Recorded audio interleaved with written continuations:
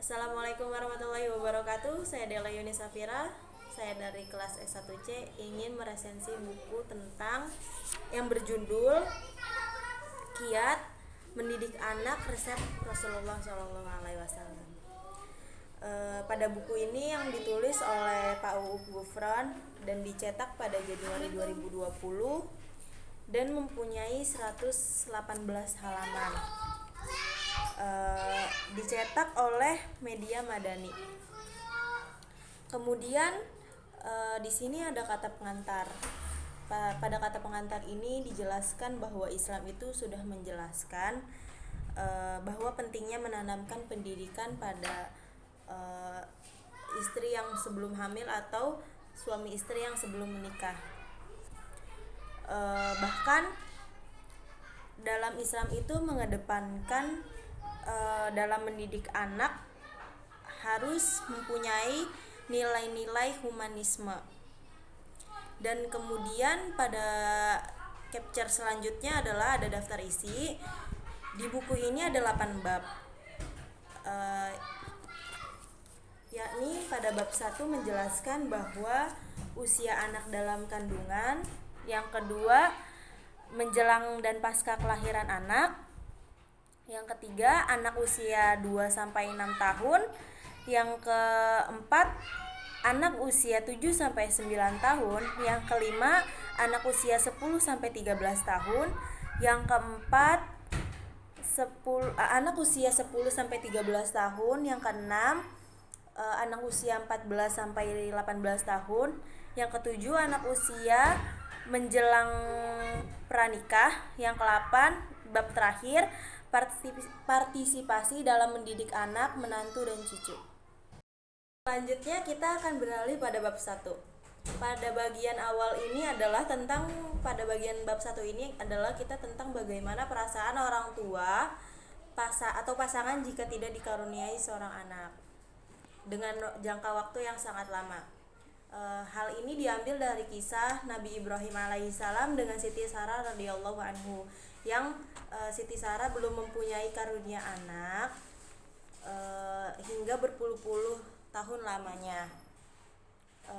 Di sini perasaan Nabi Ibrahim ini sangatlah sedih, sehingga Siti Sarah radhiyallahu anhu ini menghibur Nabi Ibrahim alaihissalam dengan cara memperbolehkan atau mempersilahkan Nabi Ibrahim untuk menikahi Siti Hajar, yakni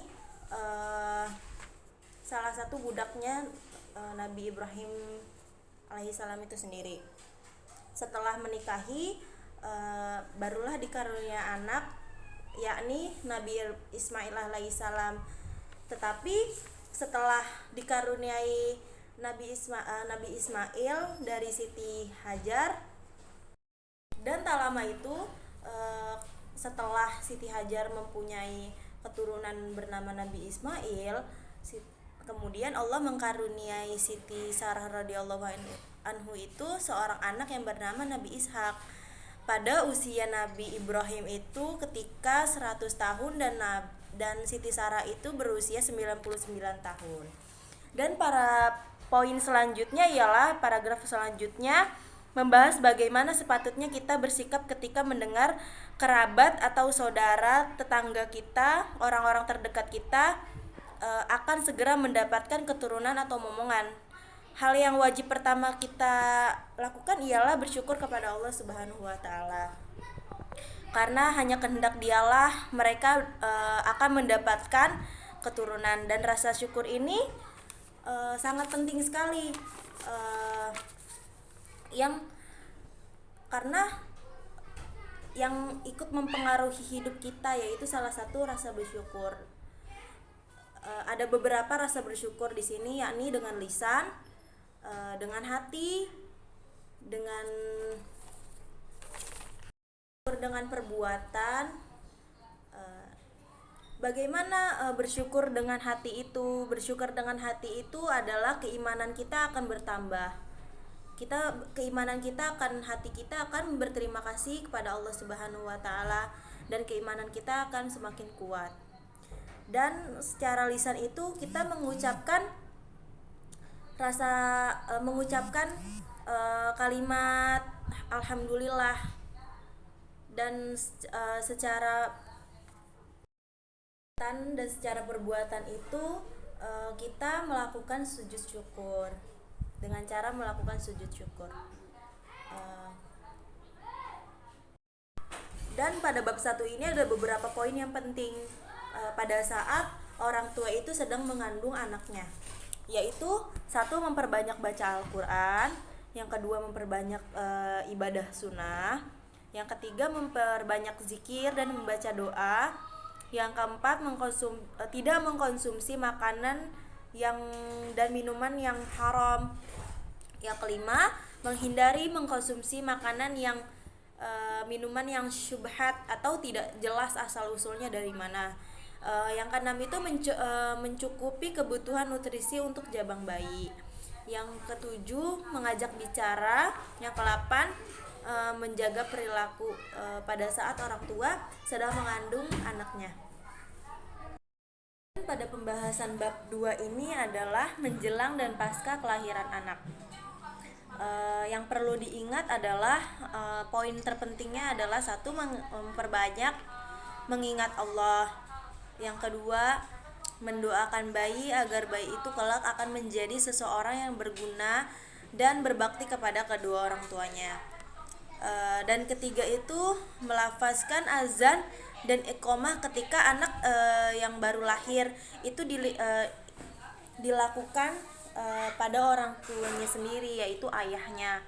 Dan keempat itu mentakniknya. Mentaknik itu adalah salah satu cara mengunyah kurma sampai lumat hingga yang bisa ditelan. Kemudian kurma itu diambil dengan seujung jari dan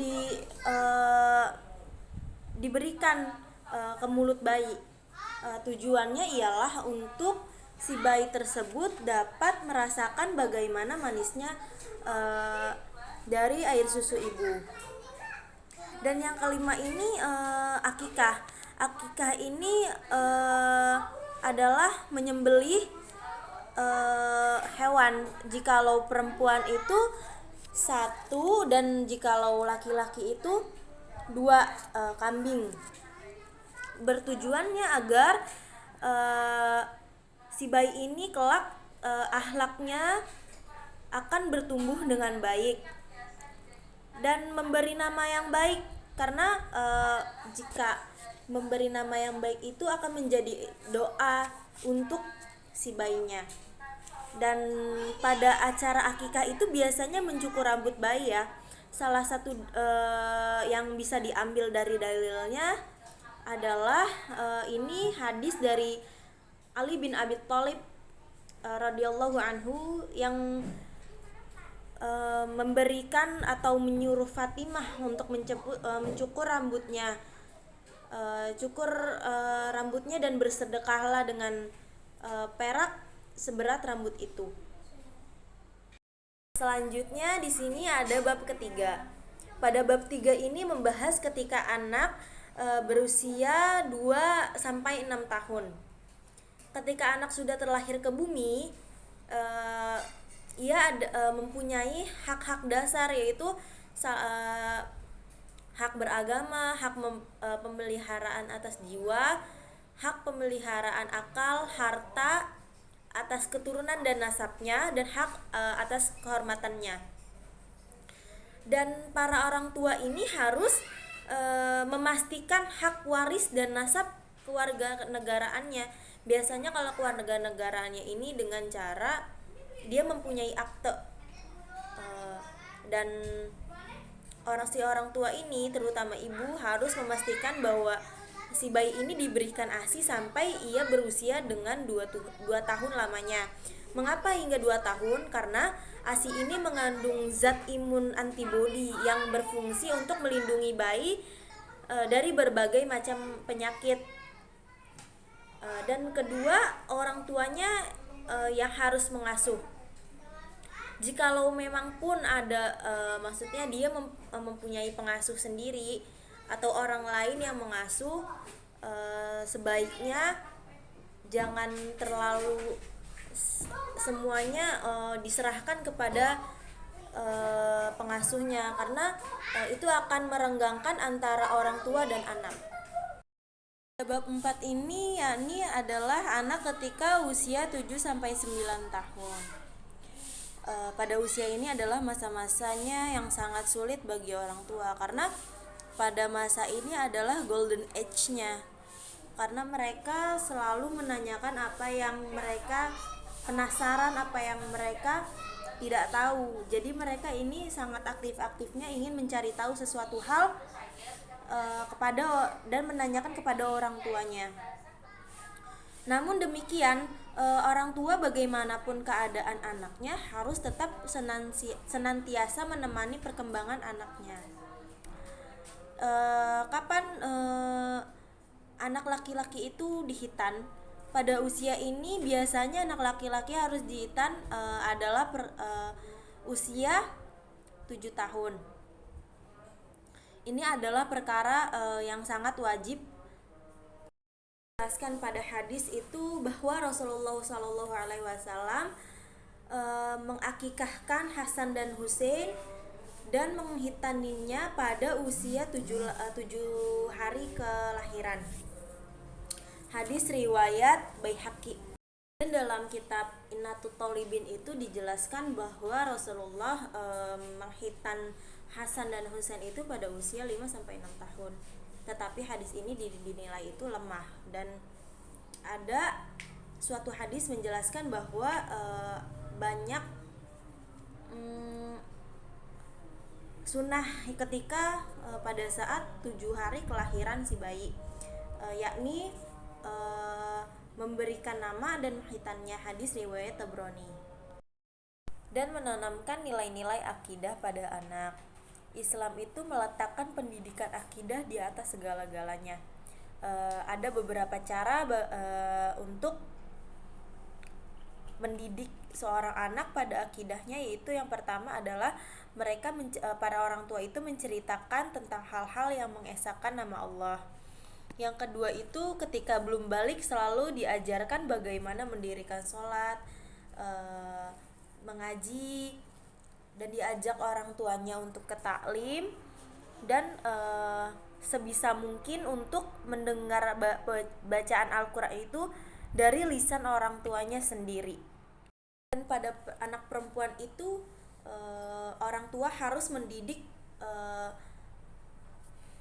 agar anak perempuan ini memakai hijab. Dan yang ketiga ini orang tua harus memasukkan anaknya menuntut ilmu pada orang yang dianggap dapat membentuk pola pikirnya itu menjadi islami.